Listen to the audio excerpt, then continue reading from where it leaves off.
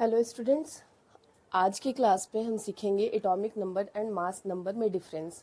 क्योंकि आगे की क्लास में हमको पढ़ना है मास नंबर और एटॉमिक मास में डिफरेंस। उसके पहले आपको जानना होगा कि एटॉमिक नंबर क्या है।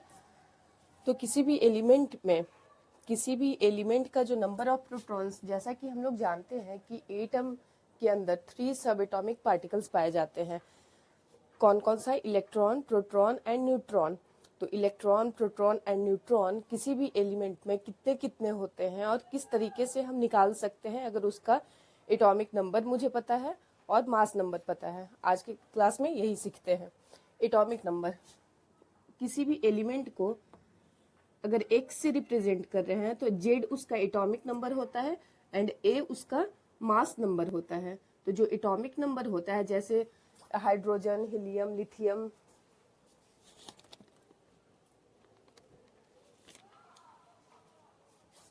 आप लोग पढ़े होंगे हाइड्रोजन का एटॉमिक नंबर 1, हीलियम का एटॉमिक नंबर 2। तो क्या है 2 और 1, 3, 4 क्या है जो सीरियल नंबर से याद करते हैं 1 से 20 तक एटॉमिक नंबर। तो क्या है? Z atomic number. जेड क्या है? उसमें जितने नंबर ऑफ प्रोटॉन्स पाए जा रहे हैं उसी का संख्या हम जेड से रिप्रेजेंट करके एटॉमिक नंबर का नाम दे दिए हैं। और मास नंबर क्या है? मास नंबर होता है number of protons plus number of neutrons. किसी भी एटम के सेंटर में, उसके न्यूक्लियस में क्या पाया जाता है? Proton plus neutron. क्योंकि प्रोटॉन पे पॉजिटिव चार्ज होता है, न्यूट्रॉन पे कोई चार्ज नहीं होता है, न्यूट्रल होता है। न्यूक्लियस में प्रोटॉन और न्यूट्रॉन दोनों पाया जा रहा है। तो न्यूट्रॉन पर तो कोई चार्ज नहीं है, प्रोटॉन पे पॉजिटिव चार्ज है, तो न्यूक्लियस पॉजिटिव चार्ज हो गया।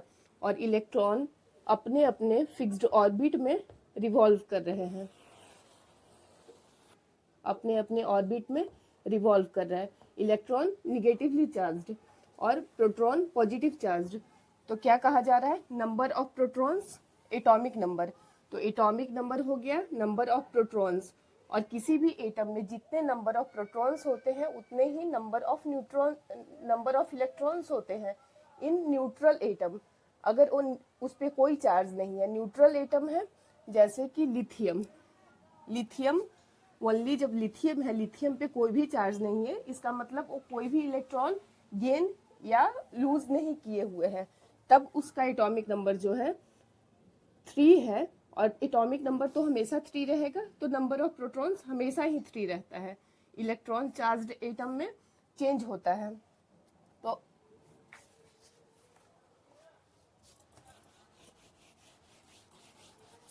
एटॉमिक नंबर क्या है? Number of protons. ये याद रखने की बात है। Atomic number is number of protons and mass number is number of protons plus number of neutrons. मतलब जो न्यूक्लियस में जितने नंबर ऑफ प्रोटॉन और जितने नंबर ऑफ न्यूट्रॉन है उन दोनों का संख्या जोड़कर मास नंबर कहलाता है। लेकिन एटॉमिक मास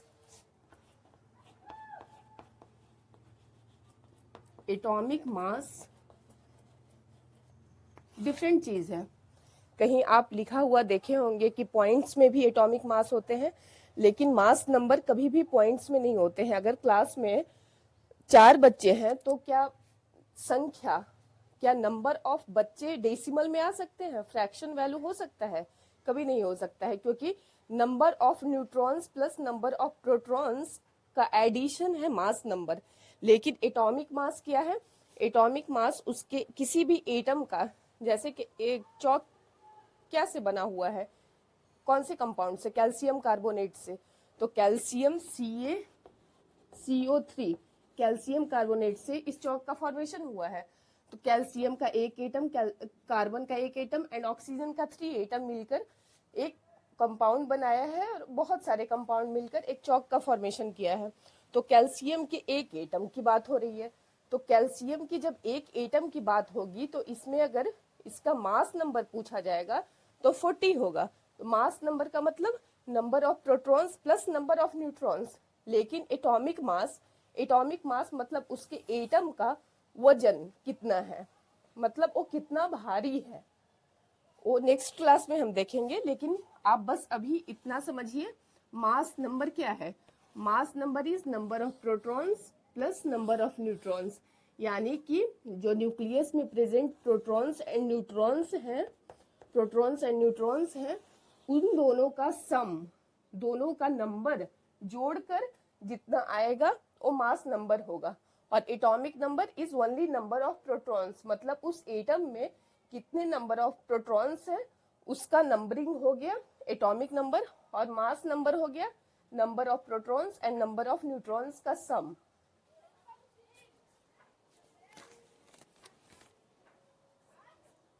जैसे लिथियम, लिथियम में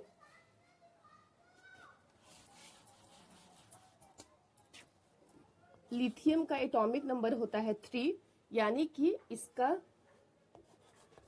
नंबर ऑफ प्रोटॉन्स अगर पूछा जाए तो कितना होगा, नंबर ऑफ प्रोटॉन्स इज 3 और number of protons plus number of neutrons is 7। Atomic mass, atomic mass number क्या है, number of protons plus number of neutrons का सम है। तो ए से रिप्रेजेंट कर रहे हैं मास नंबर को ए से रिप्रेजेंट कर रहे हैं, और यही ए है number of protons plus number of neutrons. A के जस्ट यहाँ क्या लिखा हुआ है 7, तो 7 क्या हुआ, number of protons plus number of neutrons.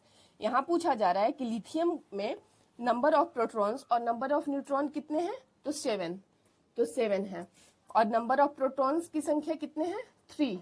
तो यहाँ से क्या निकल कर आ जाएगा, number of protons plus number of neutrons is 7। तो नंबर ऑफ न्यूट्रॉन निकालने के लिए क्या करेंगे, 7 से अगर नंबर ऑफ प्रोटॉन को सब्ट्रैक्ट कर देंगे तो क्या नंबर ऑफ न्यूट्रॉन आ जाएगा। तो नंबर ऑफ न्यूट्रॉन निकालने के लिए जितने प्रोटॉन है उससे उसको सब्ट्रैक्ट करना होगा किससे, मास नंबर से, क्योंकि मास नंबर क्या है, प्रोटॉन एंड न्यूट्रॉन का सम है और हमको निकालना है न्यूट्रॉन। तो जितने नंबर ऑफ प्रोटॉन है वो मुझे पता है, तो उससे हम सब्ट्रैक्ट करेंगे।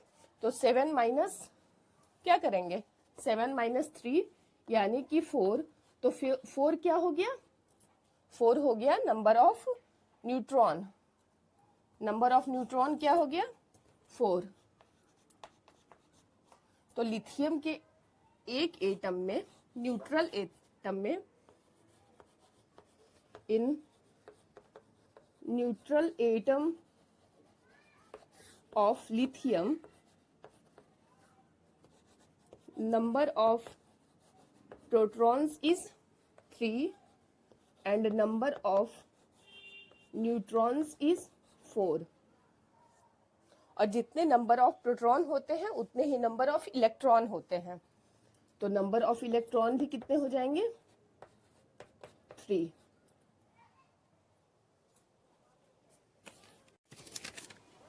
इन एनी न्यूट्रल एटम, जब तक वो अभी कोई भी इलेक्ट्रॉन गेन या लूज नहीं किया है, अपने ओरिजिनल स्टेट में है, वो तो न्यूट्रल एटम है।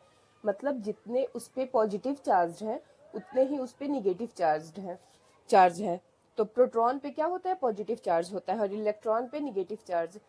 लगभग अप्रॉक्स हम प्रोटॉन और न्यूट्रॉन का मैग्नीट्यूड सेम मानकर चलते हैं।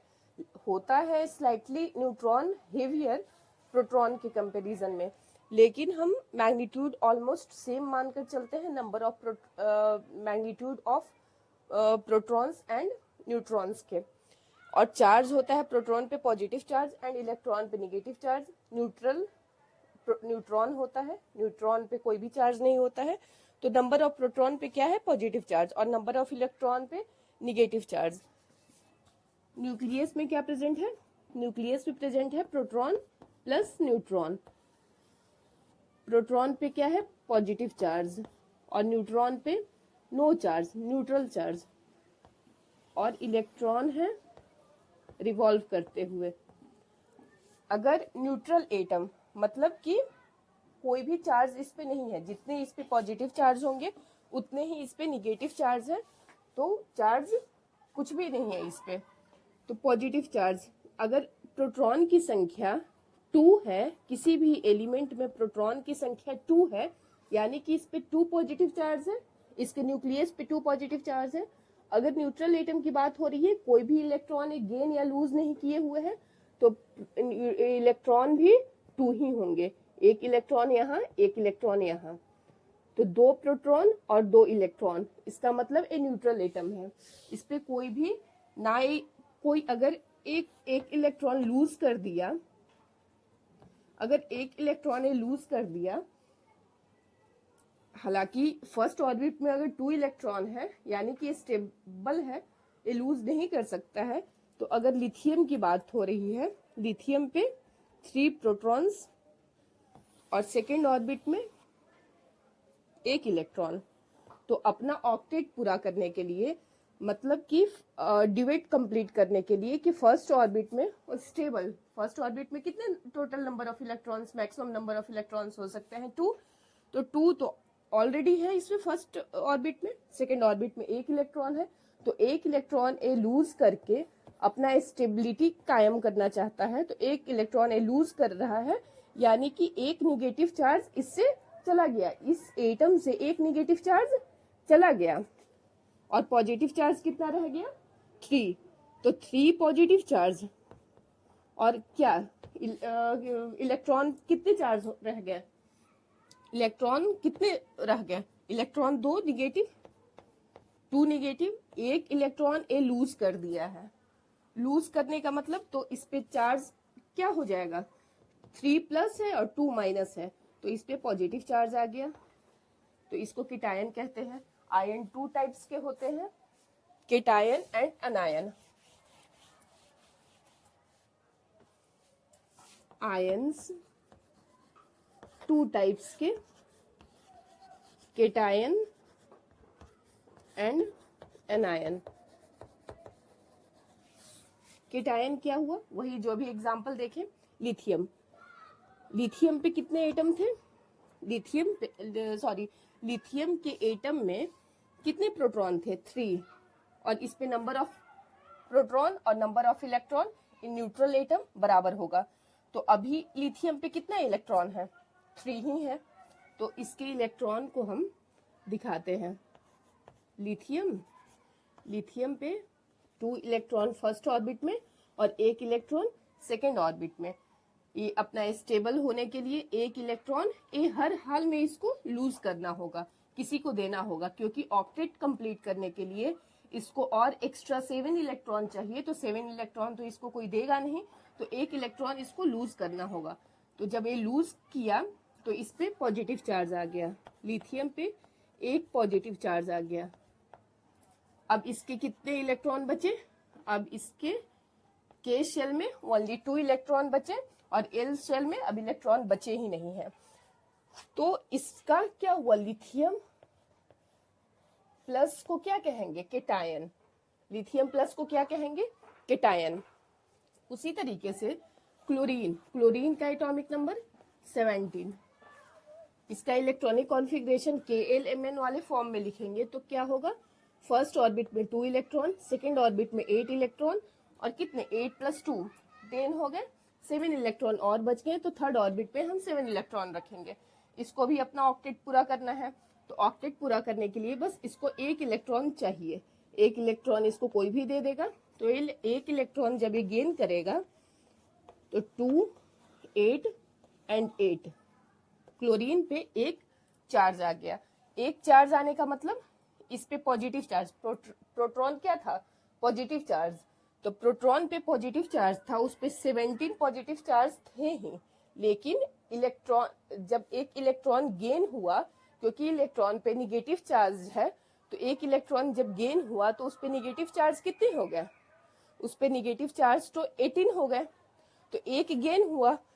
जब क्लोरीन अपने न्यूट्रल फॉर्म में था तो इसमें कोई चार्ज नहीं था, यानी कि जितने नंबर ऑफ इलेक्ट्रॉन थे उतने ही नंबर ऑफ प्रोटॉन थे, तो number of proton positive charge और number of electron negative charge, तो न्यूट्रल थे, इस पे चार्ज लिखने की जरूरत नहीं थी, लेकिन अब लिखने की जरूरत होगी, क्योंकि इलेक्ट्रॉन जब गेन हुआ तो अब इस पे 18 इलेक्ट्रॉन हो गए, मतलब 1 प्रोटॉन से ज्यादा 1 निगेटिव चार्ज हो गया, तो अब इस पे शो करना होगा कि एक इस पे निगेटिव चार्ज आ गया।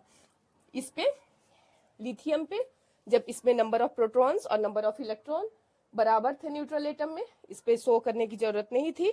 जब इस पे एक इलेक्ट्रॉन चला गया, एक इलेक्ट्रॉन जब गया तो इस पे दो ही इलेक्ट्रॉन बचे, तो इलेक्ट्रॉन निगेटिव चार्ज, तो इसके पास दो निगेटिव चार्ज बचे। लेकिन प्रोटॉन पॉजिटिव चार्ज है प्रोटॉन पे, तो प्रोटॉन तो 3 है ही और न्यूक्लियस में है, उसके साथ कुछ नहीं हुआ है। प्रोटॉन पे 3 पॉजिटिव चार्ज है, इलेक्ट्रॉन अब 2 ही प्लस बचा, तो एक प्लस चार्ज इस पे एक्स्ट्रा आ गया, तो एक प्लस चार्ज से हमको शो करना होगा। और यही लिथियम प्लस को क्या बोलेंगे, केटायन, और क्लोरीन माइनस को अनायन। तो आप यहां लिख सकते हैं positively charged ion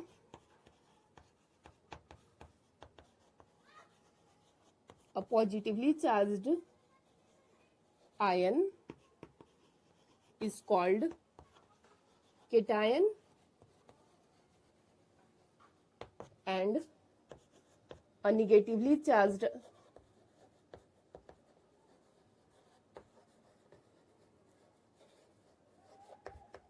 ion is called anion.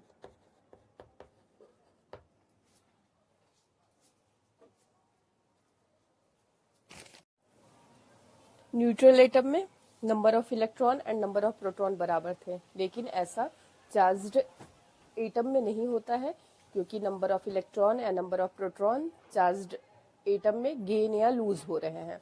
तो गेन जब हो रहा है तो उस पर पॉजिटिव चार्ज आ रहा है। हम देख लिए कि पॉजिटिव चार्ज किस तरीके से आ रहा है और नेगेटिव चार्ज किस तरीके से आ रहा है। जैसे मैग्नीशियम का एटॉमिक नंबर होता है 12।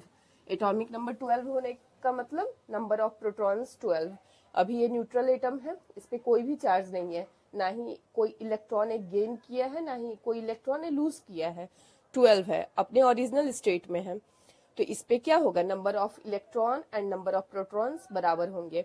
नंबर ऑफ इलेक्ट्रॉन्स होंगे, number of electrons is equal to number of protons is equal to 12।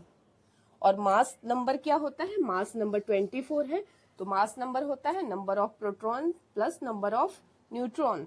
तो अगर हम मास नंबर से नंबर ऑफ प्रोटॉन सब्ट्रैक्ट कर देंगे तो नंबर ऑफ न्यूट्रॉन आ जाएगा। तो नंबर ऑफ न्यूट्रॉन हो गया इसमें 12, क्योंकि 24 से 12 माइनस करेंगे तो 12 आएगा।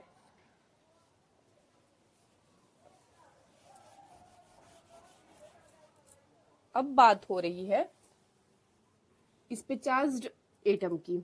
जैसे कि मैग्नीशियम पे कितने हैं प्रोटॉन्स, 12, और प्रोटॉन्स जितने हैं उतने ही इलेक्ट्रॉन्स हैं। तो इलेक्ट्रॉन 2, 8 एंड 2 अपना ऑक्टेट पूरा करने के लिए क्या करेगा, 2 इलेक्ट्रॉन जो इसके थर्ड ऑर्बिट में है एम शेल में, फर्स्ट सेल को के शेल, सेकंड सेल को एल एंड थर्ड सेल को एम। अगर एम शेल में 2 इलेक्ट्रॉन है तो अपना ऑक्टेट कंप्लीट करने के लिए क्या करेगा, 2 इलेक्ट्रॉन लूज कर देगा। 2 इलेक्ट्रॉन जब ये लूज कर दिया तो अपना इसका ऑक्टेट कंप्लीट हो गया, 8 इलेक्ट्रॉन इसके लास्ट ऑर्बिट में आ गया। तो 2 इलेक्ट्रॉन जब ये लूज किया तब अब क्या बन गया, मैग्नीशियम 2+। मैग्नीशियम 2+, क्या बताएं कि 2 इलेक्ट्रॉन ये लूज कर दिया है, मतलब 2 इलेक्ट्रॉन की इसके पास कमी हो गई है। और न्यूट्रल एटम में क्या था, number of protons and number of electrons बराबर थे, लेकिन अब जब चार्ज्ड एटम की बात हो रही है तो 2 इलेक्ट्रॉन जब ये लूज कर दिया तो अब इसके पास तो 2 इलेक्ट्रॉन कम हो गया जितना नंबर ऑफ प्रोटॉन्स था, तो नंबर ऑफ प्रोटॉन्स तो अब 2 ज्यादा हो गया नंबर ऑफ इलेक्ट्रॉन्स के। तो नंबर ऑफ प्रोटॉन्स यहाँ ज्यादा हो गया नंबर ऑफ इलेक्ट्रॉन्स के। कितने ज्यादा हो गए, 2 ज्यादा, क्योंकि 2 इलेक्ट्रॉन जो लूज किया वो इलेक्ट्रॉन में 2 की कमी आ गई और प्रोटॉन तो उतना का उतना ही है। अब मैग्नीशियम 2+ में हम किस तरीके से निकालेंगे, मैग्नीशियम 2+, इसमें number of electron, number of electron निकालने के लिए क्या करेंगे, 12 जितने इसमें नंबर ऑफ प्रोटॉन्स है उतना से 2 माइनस करेंगे जितना इस पे चार्ज है, क्योंकि 2 + 2 इलेक्ट्रॉन का लूज हो रहा है, 2 इलेक्ट्रॉन लूज हो रहा है। तो हम प्रोटॉन से 2 इलेक्ट्रॉन जितने लूज हो रहे हैं, जितने उस पे चार्ज है पॉजिटिव, उससे अगर हम सब्ट्रैक्ट करेंगे तो नंबर ऑफ इलेक्ट्रॉन निकल कर आ जाएगा 12। और नंबर ऑफ प्रोटॉन्स कितने हैं, नंबर ऑफ प्रोटॉन्स में कोई बदलाव नहीं हुआ, वो 12 का 12 ही है। और नंबर ऑफ न्यूट्रॉन्स में भी कोई चेंज नहीं हुआ है, वो भी 12 ही है। उसी तरीके से नाइट्रोजन, नाइट्रोजन का एटॉमिक नंबर 7, नाइट्रोजन का एटॉमिक नंबर 7, इसका मतलब इस पे इलेक्ट्रॉन भी, अभी ये न्यूट्रल एटम है, इस पे इलेक्ट्रॉन भी कितने होंगे 7, तो 2 एंड 5, 5 इलेक्ट्रॉन इसके सेकेंड ऑर्बिट में, फर्स्ट ऑर्बिट में 2 इलेक्ट्रॉन। इसको अपना ऑक्टेट कंप्लीट करने के लिए 3 इलेक्ट्रॉन प्लस होगा, 3 इलेक्ट्रॉन इस पे आ गया, मतलब 3 इलेक्ट्रॉन निगेटिव चार्ज है और 3 निगेटिव चार्ज का को एक गेन किया है। तो अब इसके पास 3 निगेटिव चार्ज को जब एक गेन कर लिया तो क्या इस पे 3 माइनस लग जाएगा, 3 माइनस लग गया। इस पे क्या था, नंबर ऑफ प्रोटॉन्स कितने थे 7 और नंबर ऑफ इलेक्ट्रॉन्स भी कितने थे 7 न्यूट्रल एटम में। लेकिन अब ये 3 इलेक्ट्रॉन जब गेन कर लिया, जब ये निगेटिवली चार्ज हो गया, तब इसके पास कितने आ गए इलेक्ट्रॉन, 3 ज्यादा, प्रोटॉन से 3 ज्यादा इलेक्ट्रॉन आ गया। तो इसमें नंबर ऑफ इलेक्ट्रॉन्स ज्यादा हो गए नंबर ऑफ प्रोटॉन्स के। तो नंबर ऑफ इलेक्ट्रॉन्स ज्यादा हो गए नंबर ऑफ प्रोटॉन्स के। कितने ज्यादा हो गए, 3 ज्यादा। इलेक्ट्रॉन पे कितना चार्ज, कैसा चार्ज, निगेटिव चार्ज। प्रोटॉन पे पॉजिटिव चार्ज ऑलरेडी है उसके न्यूक्लियस में, उसके पास पॉजिटिव चार्ज है, 7 पॉजिटिव चार्ज है। अपना ऑक्टेट कंप्लीट करने के लिए इलेक्ट्रॉन बाहरी ऑर्बिट में जो रिवॉल्व कर रहा है, वो अपना ऑक्टेट कंप्लीट करना चाहता है, स्टेबल होना चाहता है। तो क्या किया कि 3 इलेक्ट्रॉन किसी से गेन कर लिया, इलेक्ट्रॉन पे निगेटिव चार्ज है, तो 3 इलेक्ट्रॉन जब एक गेन किया तो भाई अब दिखाना होगा ना कि अब इसके पास चार्ज कितना आया, क्योंकि positive charge negative charge hold करेगा, एक दूसरे को होल्ड करना होगा। तो पॉजिटिव चार्ज कितना है 7 है और निगेटिव चार्ज कितना आ गया 3 ऐड हो गया ना, 7 + 3 10 इलेक्ट्रॉन हो गया अब इसके पास। तो 3 माइनस शो कर दिया यहाँ पे। तो नंबर ऑफ इलेक्ट्रॉन्स ज्यादा हो गए नंबर ऑफ प्रोटॉन्स के। तो क्या होगा यहाँ पे, number of electrons is equal to number of protons कितने हैं 7 और number of electrons original state में कितने थे 7। लेकिन 3 इलेक्ट्रॉन जो ऐड हुआ, अब 3 माइनस जब हो गया तो इसमें क्या होगा, number of electrons is equal to 7 + 3 is 10। लेकिन नंबर ऑफ प्रोटॉन्स कितने रह गए, प्रोटॉन्स कितने हैं 7 ही। और number of neutrons is equal to क्या होता है, मास नंबर से हम नंबर ऑफ प्रोटॉन जब सब्ट्रैक्ट करते हैं तो नंबर ऑफ न्यूट्रॉन आ जाता है। तो 14 - 7 इज इक्वल टू 7। तो इस पे नंबर ऑफ प्रोटॉन कितने हो गए, प्रोटॉन कितने हैं ऑलरेडी 7, नंबर ऑफ न्यूट्रॉन कितने हैं 7 और नंबर ऑफ इलेक्ट्रॉन क्या हुआ 3 ऐड हो गया। तो 7 + 3 10, नाइट्रोजन पे n 3 माइनस पे अगर पूछा जाएगा कि नंबर ऑफ इलेक्ट्रॉन्स कितने हैं तो 10 हो जाएगा। ठीक है।